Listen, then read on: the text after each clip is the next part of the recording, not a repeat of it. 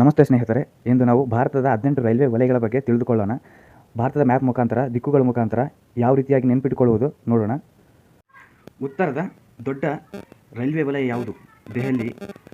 ಕೇಂದ್ರ ವಲಯದಿಂದ ಉತ್ತರಕ್ಕೆ ಹೋದರೆ ದೊಡ್ಡ ರೈಲ್ವೆ ವಲಯ ಯಾವುದು? ದೆಹಲಿ. ದಕ್ಷಿಣದ ಅತಿ ದೊಡ್ಡ ರೈಲ್ವೆ ವಲಯ ಯಾವುದು? ಚೆನ್ನೈ, ತಮಿಳುನಾಡಿನ ಚೆನ್ನೈ. ಯಾವುದು? ತಮಿಳುನಾಡಿನ ಚೆನ್ನೈ. ಪಶ್ಚಿಮದ ಅತಿ ದೊಡ್ಡ ರೈಲ್ವೆ ವಲಯ ಯಾವುದು? ಮಹಾರಾಷ್ಟ್ರ. ಮಹಾರಾಷ್ಟ್ರದ ಮುಂಬೈ. ಯಾವುದು? ಮುಂಬೈ, ಮಹಾರಾಷ್ಟ್ರದ ಮುಂಬೈ. ಅದೇ ರೀತಿಯಾಗಿ ಪೂರ್ವದ ಅತಿ ದೊಡ್ಡ ರೈಲ್ವೆ ವಲಯ ಯಾವುದು? ವೆಸ್ಟ್ ಬೆಂಗಾಳ. ಎಲ್ಲಿ ಬರುತ್ತದೆ? ಕೋಲ್ಕತ್ತಾ. ವೆಸ್ಟ್ ಬೆಂಗಾಳಿನ ಕೋಲ್ಕತ್ತಾದಲ್ಲಿ. ಅದೇ ರೀತಿಯಾಗಿ ಈಗ 4 ಅತಿ ದೊಡ್ಡ ರೈಲ್ವೆ ವಲಯಗಳು ಮುಗಿದವು. ನಂತರ ಉಪದಿಕ್ಕಿನ 4 ರೈಲ್ವೆ ವಲಯಗಳು, ದೊಡ್ಡ 4 ರೈಲ್ವೆ ವಲಯಗಳು ಮುಗಿದವು. ನಂತರ ಉಪದಿಕ್ಕಿನ 4 ರೈಲ್ವೆ ವಲಯಗಳು ನೋಡೋಣ.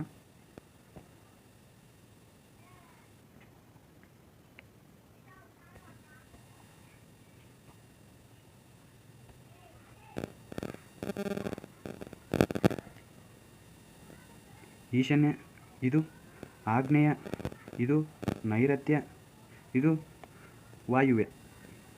ಈಗ 4 ಉಪದಿಕ್ಕುಗಳು. 4 ಉಪದಿಕ್ಕುಗಳಲ್ಲಿ 4 ಉಪ ರೈಲ್ವೆ ವಲಯಗಳಿವೆ. ಅವು ಯಾವ್ಯಾವು? ಈಸಿಯಾಗಿ ಸಿಂಪಲ್ಲಾಗಿ ನೆನಪಿಟ್ಟುಕೊಳ್ಳುವುದು ಭಾರತದ ಮ್ಯಾಪ್ ಮುಖಾಂತರ ದಿಕ್ಕುಗಳ ವೈಸ್. ನೋಡೋಣ. ಉತ್ತರ ಕಡೆಯಿಂದ ಬರೋಣ. ಈಶಾನ್ಯದ ದೊಡ್ಡ ರೈಲ್ವೆ ವಲಯ ಯಾವುದು? ಗೋರಖ್ಪುರ. ಗೋರಖ್ಪುರ ಎಲ್ಲಿ ಬರ್ತದೆ ಸರ್ ಅಂತಂದರೆ ಉತ್ತರ ಪ್ರದೇಶ. ಉತ್ತರ ಪ್ರದೇಶದ ಗೋರಖ್ಪುರ ಈಶಾನ್ಯದ ದೊಡ್ಡ ರೈಲ್ವೆ ವಲಯ ಯಾವುದು? ಇದು ಈಶಾನ್ಯ. ನಂತರ ಯಾವುದು? ಆಗ್ನೇಯ. ಆಗ್ನೇಯ ದೊಡ್ಡ ರೈಲ್ವೆ ವಲಯ ಯಾವುದು? ಕೋಲ್ಕತ್ತಾ. ಕೋಲ್ಕತ್ತಾದ ಗಾಲ್ಡ್ ರಿಚ್. ಯಾವುದು? ಕೋಲ್ಕತ್ತಾದ ಗಾಲ್ಡ್ ರಿಚ್. ಇದರಲ್ಲಿ ಬರ್ತದೆ ವೆಸ್ಟ್ ಬೆಂಗಾಲ್. ನಂತರ ಯಾವುದು? ನೈಋತ್ಯ. ಇಲ್ಲಿ ನೈಋತ್ಯದಲ್ಲಿ ಈ ಕಡೆ ಯಾವ ದಿಕ್ಕು? ಈ ಕಡೆ ದಕ್ಷಿಣದ ಈ ಕಡೆ ಕಂಡು ಬರುತ್ತದೆ. ಇದೆಲ್ಲಿ? ಹುಬ್ಬಳ್ಳಿ. ಕರ್ನಾಟಕದ ಹುಬ್ಬಳ್ಳಿ ಎಲ್ಲಿ ಕಂಡು ಬರ್ತದೆ? ಕರ್ನಾಟಕದ ಹುಬ್ಬಳ್ಳಿ. ಕರ್ನಾಟಕದ ಹುಬ್ಬಳ್ಳಿ ಇದು ಕರ್ನಾಟಕದ ಅತಿ ದೊಡ್ಡ ರೈಲ್ವೆ ವಲಯ. ಕರ್ನಾಟಕದ ಅತಿ ದೊಡ್ಡ ರೈಲ್ವೆ ವಲಯವಾಗಿದೆ. ನಂತರ ಬರುವುದು ವಾಯುವ್ಯ. ವಾಯುವ್ಯ ದಿಕ್ಕಿಗೆ ಯಾವ ರಾಜ್ಯ ಬರ್ತದೆ ಸರ್ ಅಂತಂದರೆ ವಾಯುವ್ಯ ದಿಕ್ಕಿಗೆ ರಾಜಸ್ಥಾನ. ಯಾವುದು? ರಾಜಸ್ಥಾನದ ಜೈಪುರ.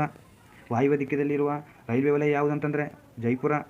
ಈಶಾನ್ಯ ದಿಕ್ಕಿಗಿರುವ ರೈಲ್ವೆ ವಲಯ ಯಾವುದು ಅಂತಂದರೆ ಉತ್ತರ ಪ್ರದೇಶದ ಗೋರಖ್ಪುರ. ನಂತರ ಆಗ್ನೇಯ ವಲಯ, ಆಗ್ನೇಯ ದಿಕ್ಕಿನಲ್ಲಿರುವ ರೈಲ್ವೆ ವಲಯ ಯಾವುದು? ಕೋಲ್ಕತ್ತಾದ ಗಾರ್ಡನ್ ರಿಚ್.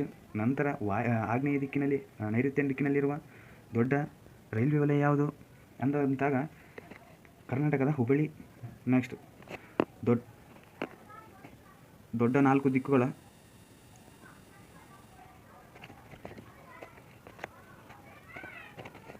ದಿಕ್ಕುಗಳ 4 ವಲಯಗಳು.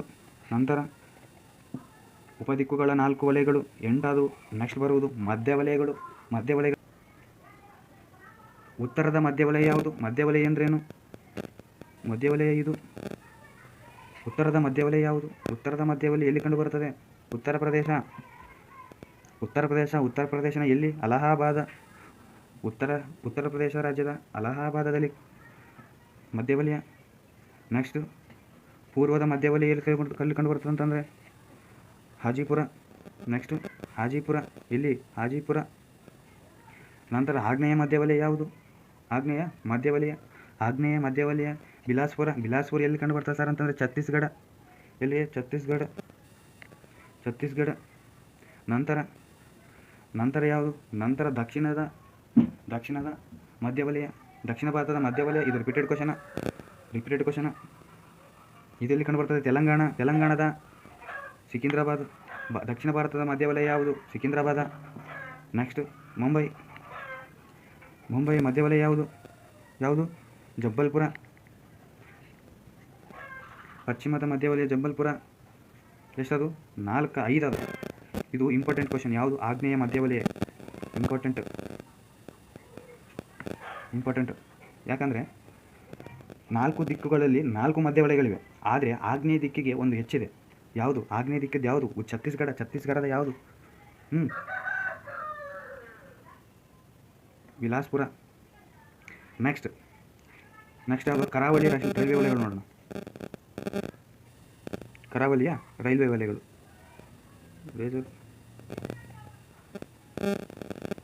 ಕರಾವಳಿ. ದಕ್ಷಿಣ ಭಾರತದ ಕರಾವಳಿ ತೀರದ ರೈಲ್ವೆ ವಲಯ ಯಾವುದು ಅಂತಂದಾಗ ಎಲ್ಲಿ ಕಂಡು ಬರ್ತದೆ ಇದು? ಆಂಧ್ರ ಪ್ರದೇಶದ ವಿಶಾಖಪಟ್ಟಣಂ ಕರಾವಳಿ ತೀರದಲ್ಲಿ ಕಂಡು ಬರ್ತದೆ. ಇನ್ನೊಂದು ಭುವನೇಶ್ವರಿ, ಪೂರ್ವ ಕರಾವಳಿಯ ರೈಲ್ವೆ ವಲಯ ಯಾವುದು? ಭುವನೇಶ್ವರಿ, ಈ ಭಾಗದಲ್ಲಿ ಕಂಡು ಬರ್ತದೆ. ನೆಕ್ಸ್ಟ್ ಗಡಿ ರೈಲ್ವೆ ವಲಯಗಳು. ನೆಕ್ಸ್ಟ್ ಅದು ಗಡಿ ರೈಲ್ವೆ ವಲಯಗಳು. ಗಡಿ ರೈಲ್ವೆ ವಲಯ ಎರಡು ಯಾವುದು? ಒಂದಿದೆ. ಈಶಾನ್ಯ ಗಡಿ ರೈಲ್ವೆ ವಲಯ ಎಲ್ಲಿ ಕಂಡು ಬರ್ತದೆ? ಈ ದಿಕ್ಕಿಗೆ ಕಂಡು ಬರ್ತದೆ. ಅದಂದರೆ ಎಲ್ಲಿ? ಉತ್ತರ ಪ್ರದೇಶದ ಯಾವುದು ರೈಲ್ವೆ ವಲಯ? ಗೌಹತಿ ರೈಲ್ವೆ ವಲಯ. ಈಶಾನ್ಯದ ಗೌಹತಿ ರೈಲ್ವೆ ವಲಯ. ನೆಕ್ಸ್ಟ್ ಒಂದು ಹೆಚ್ಚು ಬರ್ತದೆ, ಅದು ಯಾವುದು ಅಂತಂದರೆ ಕೋಲ್ಕತ್ತಾದ ಮೆಟ್ರೋ. ಯಾವುದು? ಕೋಲ್ಕತ್ತಾದ ಮೆಟ್ರೋ ವಲಯ.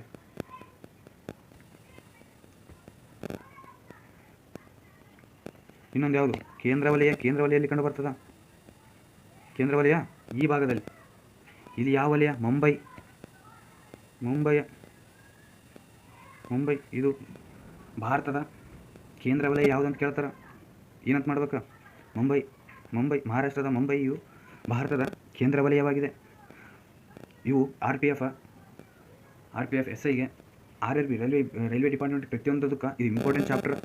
ರೈಲ್ವೆ ವಲಯಗಳು SDA ಕೇಳ್ತಾರೆ. SDA ರೈಲ್ವೆ ವಲಯಗಳ ಮೇಲೆ PC